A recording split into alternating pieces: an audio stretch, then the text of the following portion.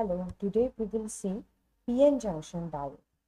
As we already gone through P junction, N junction, it's a type of doping and etc. Just go and check the video. The link is shared in the description. And now we will moving forward with the PN junction. So in this video, we will cover working principle of PN junction diode, its a VI characteristics and applications. So in the right corner, you are looking for the symbol of diode. Okay, so here we are talking about the PN junction. As its name indicate, तो PN junction कुछ खास नहीं, एक P type का semiconductor रहेगा, एक N type का semiconductor रहेगा, उन दोनों को जोड़ दो, बन गया पीएन जंक्शन, है ना। तो इसमें मतलब एक जो क्रिस्टल है, उस क्रिस्टल के हाफ पार्ट में हमने डोप किया है ट्राइवेलेंट, और दूसरे सेकेंड हाफ पार्ट में हमने डोपिंग किया है पेंटावेलेंट इम्प्योरिटी। तो ये जो भी जंक्शन बनेगा उसे हम पीएन जंक्शन बोलेंगे, क्योंकि उसके पी साइड में पॉजिटिव यानी कि होल्स और एन साइड में निगेटिव यानी कि इलेक्ट्रॉन्स अवेलेबल है। तो ये हो गया हमारा पीएन जंक्शन। तो ये जो पीएन जंक्शन है वो फॉर्म होने के बाद उसमें एक डिप्लीशन रीजन फॉर्म होता है। तो डिप्लीशन रीजन बेसिकली क्या होता है, जैसे कि जनरली हमारे पी टाइप में होल्स अवेलेबल रहते हैं और एन टाइप में हमारे इलेक्ट्रॉन्स अवेलेबल रहते हैं, लेकिन ये जो होल्स रहते हैं पी साइड वाले होल्स, ये मूव कर जाते हैं निगेटिव साइड की तरफ।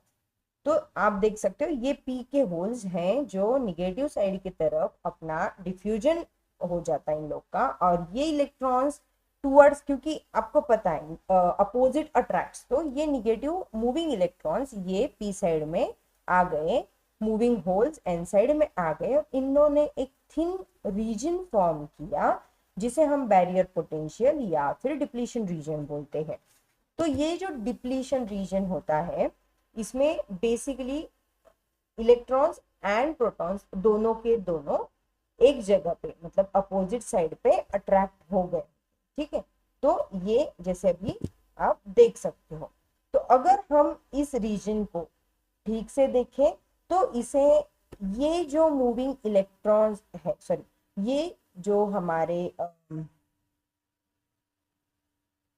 हमारा रीजन है, तो यहाँ पे हम बोलेंगे कि इलेक्ट्रॉन इस साइड में ड्रिफ्ट कर रहे हैं और यहाँ से डिफ्यूज हो रहे हैं। सेम वे पॉजिटिव साइड से हम बोलेंगे होल्स डिफ्यूज हो रहे हैं और निगेटिव साइड की तरफ ड्रिफ्ट हो रहे हैं। तो ये इतना इंपॉर्टेंट नहीं है, लेकिन डिप्लीशन रीजन बहुत ज्यादा इंपॉर्टेंट है, क्योंकि जब हम इस निगेटिव क्रिस्टल को मतलब एन टाइप ऑफ हमारे सेमीकंडक्टर को अगर हम पॉजिटिव और एन टाइप को अगर हम नेगेटिव और पी टाइप को पॉजिटिव में कनेक्ट करके अगर उसको सप्लाई देते हैं, तो यहाँ से करंट कंडक्शन स्टार्ट हो जाएगा। तो ये कैसे होगा, ये जो डिप्लीशन रीजन है ये कंप्लीटली चला जाएगा और यहाँ से करंट कंडक्शन स्टार्ट हो जाएगा।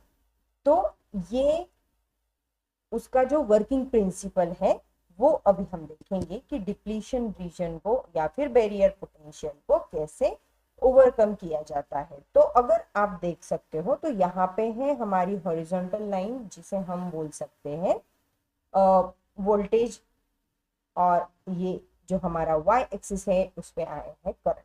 तो अगर हम पॉजिटिव वोल्टेज अप्लाई कर देंगे तो पहले शुरू में किसी भी प्रकार का कंडक्शन नहीं होगा, लेकिन आफ्टर सम पॉइंट ये कंडक्शन इमीडिएटली शूट करेगा और यहाँ से हमारा करंट इमीडिएट फ्लो होना स्टार्ट हो जाएगा।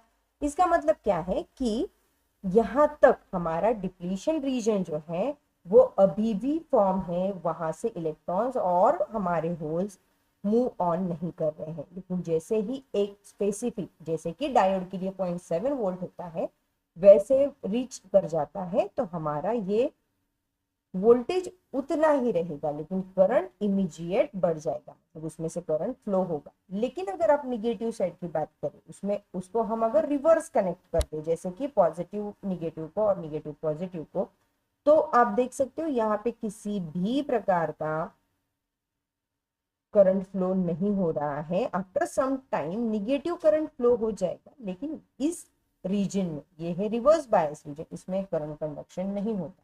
तो जो हमारी वी आई कैरेक्टरिस्टिक्स है, इसमें आप इस डायोड के फॉरवर्ड और रिवर्स बायस को देख सकते हो। जो ये हो गया फॉरवर्ड बायस और ये हो गया रिवर्स बायस। इसमें आपको वोल्टेज और करंट के जो एक्सपोनेंशियल रिलेशनशिप है उस वो भी देखने को मिलेगी।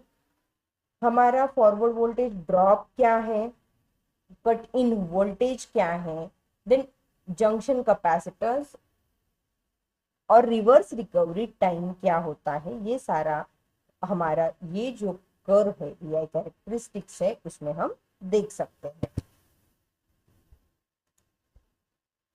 तो अगर आप यहाँ पे देखेंगे तो इस तरह से हमारा ये हो गया फॉरवर्ड वोल्टेज। जैसे कि आप हमने बात की थी कि जर्मेनियम और सिलिकॉन ये जो हमारे सेमीकंडक्टर्स हैं, तो अगर आप जर्मेनियम मटेरियल यूज कर रहे हो तो आपका 0.3 वोल्टेज पे करंट बढ़ना स्टार्ट हो जाएगा, उसे हम ड्रॉप वोल्टेज बोल सकते हैं। और 0.7 वोल्ट हमारे सिलिकॉन के लिए है। सेम वे अगर आप रिवर्स साइड में देखते हो तो सिलिकॉन के लिए जो लीकेज करंट है वो बहुत ही कम है, जो कि कुछ माइक्रो एम्पियर्स मतलब 20 माइक्रो एम्पियर्स तक आता है, जहाँ की आप देखेंगे तो जर्मेनियम में 50 माइक्रो एम्पियर्स आ जाएगा। तो ये जो ब्रेकडाउन है इसे जिनर ब्रेकडाउन या फिर एवलेंच रीजन भी बोलते हैं, जिसके बारे में हम बाद में बात करेंगे।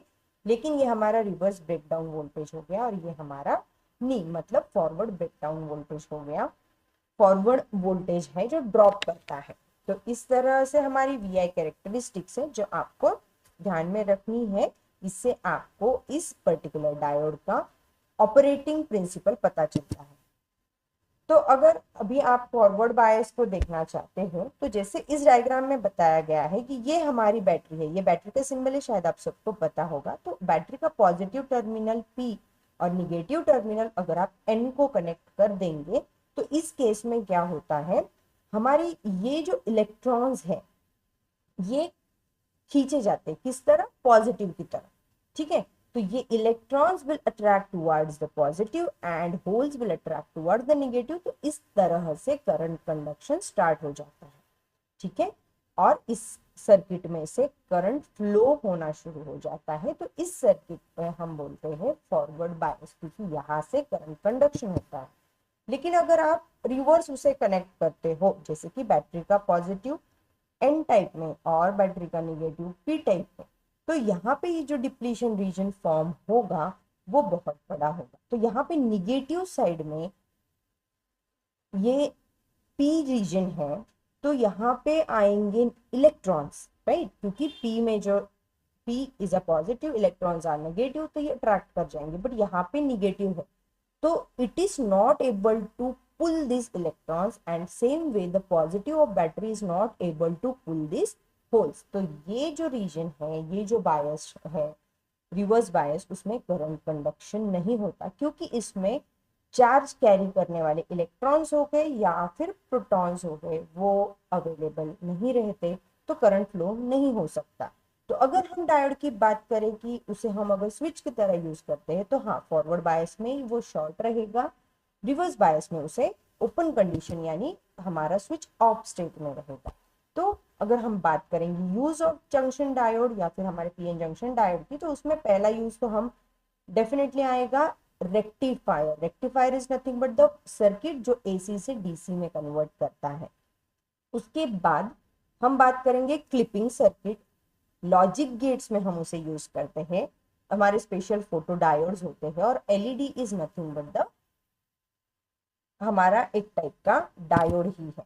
तो अगर हम पहले बात करेंगे डायोड एज अ स्विच की, तो जैसे मैंने बताया forward bias act as a short मतलब क्लोज स्विच, और reverse bias act as a open switch. तो ये हमारा स्विच का जो ऑपरेशन है डायोड बहुत अच्छे से करता है, because diode is unidirectional device, वो एक ही साइड में करंट को फ्लो करेगा, other side is not allowed.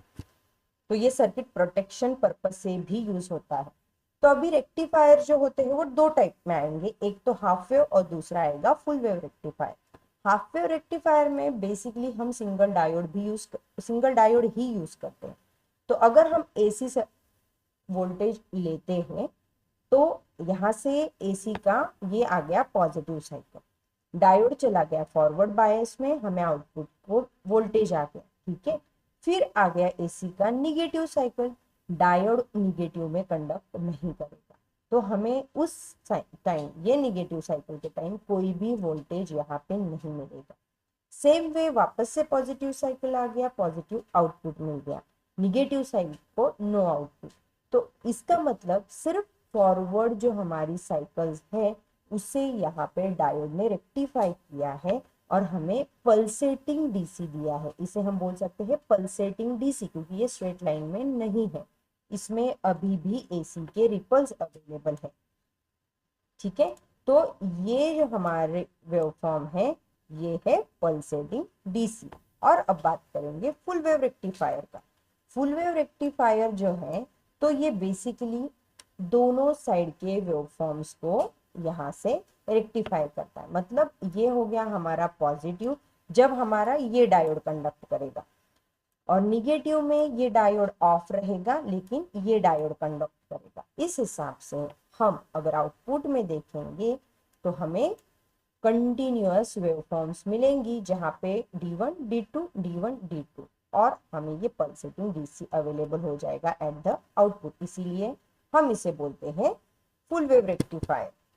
अभी अगर हम बात करेंगे डायोड के बारे में, तो हमने इस वीडियो में क्या देखा, हमने देखा कि कंस्ट्रक्शन कैसे करते हैं पीएन जंक्शन का, उसका वर्किंग प्रिंसिपल क्या है, उसकी वीआई कैरेक्टरिस्टिक्स कैसे होती है, डायोड के एप्लीकेशंस, उसमें most probably switch, half wave, full wave rectifier हम लोगों ने देखा। तो वो आपने इस वीडियो में कुछ सीखा है। अगर आप पीएन जंक्शन के बारे में और डिटेल में जानना चाहते हो तो लिंक डिस्क्रिप्शन में है, उसे एक बार देख लीजिए। अगर आपको ये वीडियो पसंद नहीं आया तो डिसलाइक का बटन तो है नहीं, आप अगर पसंद आया तो लाइक कर दीजिए। Thank you.